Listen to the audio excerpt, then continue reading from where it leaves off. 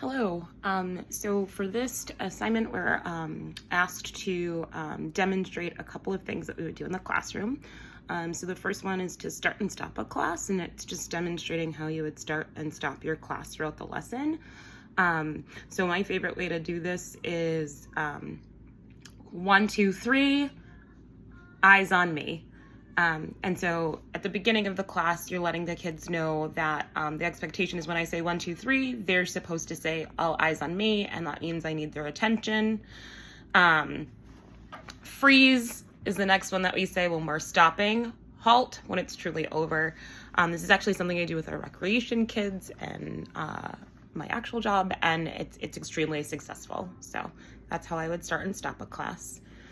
To move students into a group or a formation, I typically do 1, 2, 3, 4. So I ask the kids to stand in line, and then I give them a number, and then so I'll go, John, you're number 1, Sue, 2, Bill, 1, Joey, 2.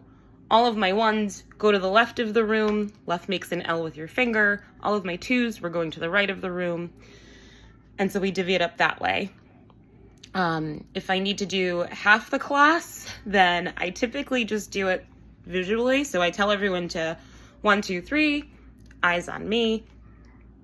Everyone freeze where you are.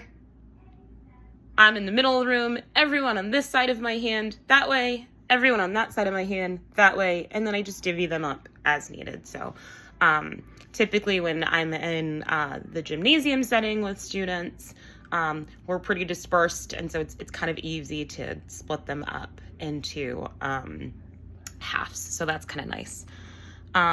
For increasing acceptable behavior, it says demonstrate what you would do when students are following classroom rules and expectations. So we actually have a star of the day for our students. So I find that to be a really successful model when working with elementary school kids. Kids are very eager to be the star of the day. And so I remind them every single day that there's a star of the day. That person literally gets a star at the end of the week. We do a raffle, and our stars of the day get a prize or are eligible to win a prize. And so I hand out a star of the day at the end of the day. I also do a lot of positive feedback. So I love how Jill is sitting there and with her listening ears on. So I, say that very loudly so the other kids can model that behavior to see that that's a behavior that me as an adult is approving of. So that's what I do to increase acceptable behavior. It typically works, especially with that elementary school age. And then just decreasing unacceptable behavior. So to demonstrate what you do when a student is not following one of the classroom rules or expectations.